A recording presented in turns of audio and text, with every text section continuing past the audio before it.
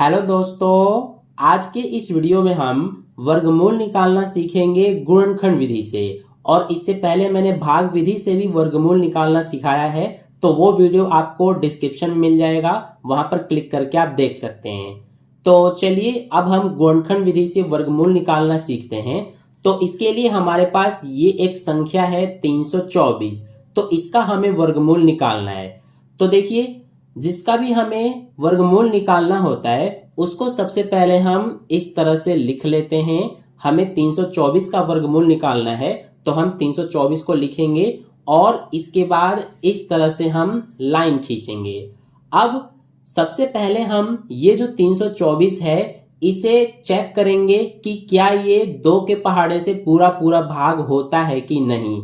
तो देखिए, मैं आपको एक तरीका बताता हूं। जिस भी संख्या को आपको पता करना है कि वो 2 से पूरा पूरा भाग होता है कि नहीं, तो उसके इकाई अंक को आपको देखना है। सिर्फ इकाई अंक पे क्या है, 4 है। तो अगर इकाई अंक पे 2, 4, 6, 8 या 0 हो तो वो संख्या हमारा 2 से पूरा पूरा भाग हो जाएगा। तो इसीलिए इसमें इकाई अंक पे 4 है, तो ये 2 से पूरा पूरा भाग हो जाएगा। तो हम यहाँ पर 2 लिखेंगे।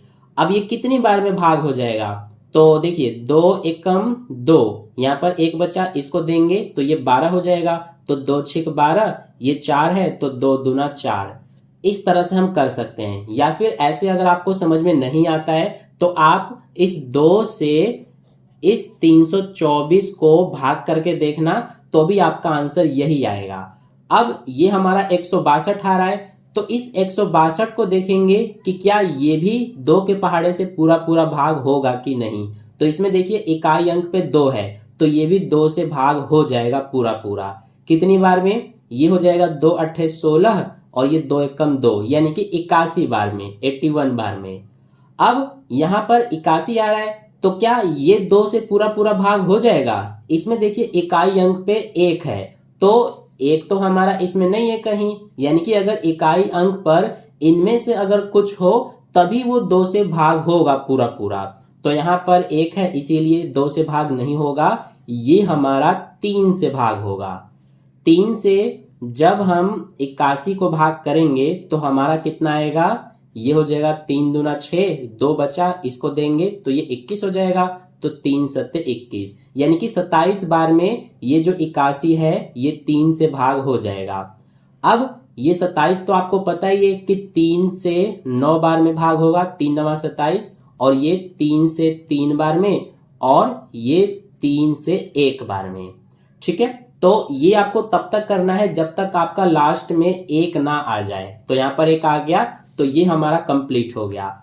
अब हम क्या करते हैं, हमारा 324 संख्या है, तो इसको ऐसे हम वर्गमूल के अंदर लिखते हैं। ये हमारा वर्गमूल का निशान होता है, स्क्वायर रूट का।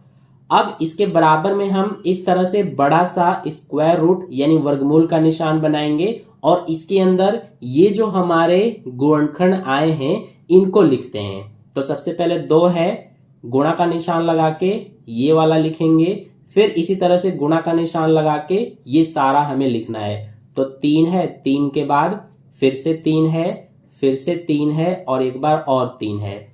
तो ये जो है इनको हमने यहाँ पर लिख दिया। अब हम इसमें जोड़े बनाते हैं, यानी कि 2 2 का इसमें जोड़ा बनाते हैं। अब हम तो देखिए 2 यहाँ पर 1 2 2 बार है, तो इसका एक जोड़ा बन गया। तो इसीलिए जिसका जोड़ा बन जाएगा उसे हमें बाहर इस तरह से एक बार लिखना है नीचे। ठीक है, ये जो वर्गमूल है इसके बाहर इस तरह से हमें एक बार लिखना है, जिसका भी जोड़ा बनेगा। देखिए 3 का भी एक जोड़ा बन गया, तो इसको भी यहाँ पर हम एक बार लिख देंगे। 3 का एक और जोड़ा बन रहा है, तो इसीलिए इसे भी हम यहाँ पर एक बार लिखेंगे। अब इनका हम गुणा करेंगे, 2 तिया 6, 6 तिया 18, तो हमारा आंसर 18 आ रहा है, यही हमारा आंसर हो जाएगा। यानी 324 का वर्गमूल कितना हो जाएगा, 18। ठीक है, इस तरह से हम वर्गमूल निकालते हैं गुणनखंड विधि से।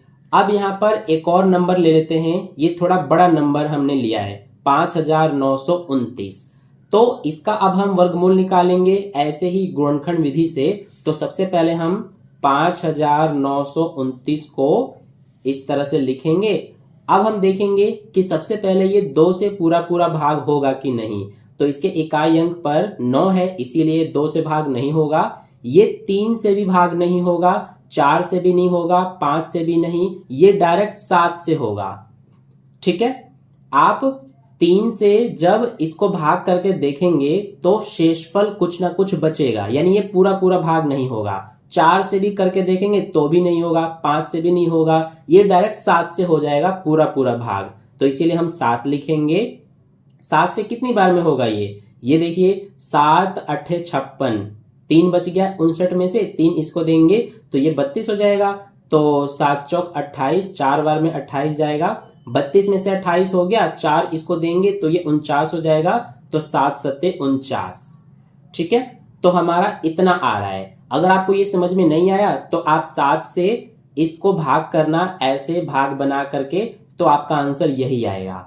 अब ये हमारा 847 आ रहा है, तो ये जो है ये भी 7 से ही भाग जाएगा पूरा पूरा।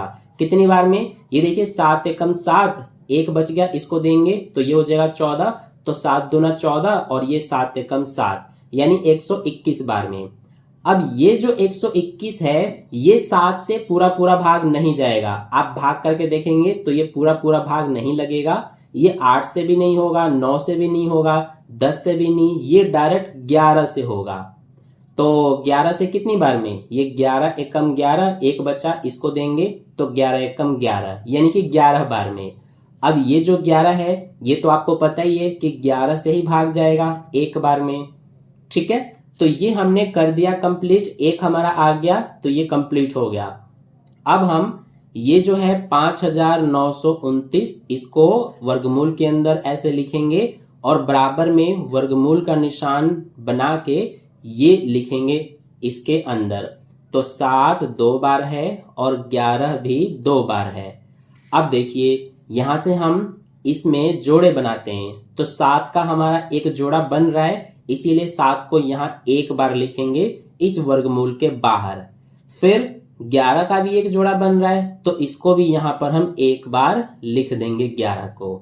अब इनका गुणा करेंगे तो ये हो जाएगा 77, यानी कि 77। तो यही हमारा आंसर है, यानी कि 5929 का वर्गमूल 77 होगा। तो इस तरह से हमारा वर्गमूल निकलता है गुणनखंड विधि से। इसको हम अभाज्य गुणनखंड विधि कहते हैं। आप जो भाग विधि है उसे भी जरूर सीख लेना, वो वीडियो आपको डिस्क्रिप्शन बॉक्स में मिल जाएगा, वहां से आप देख सकते हैं।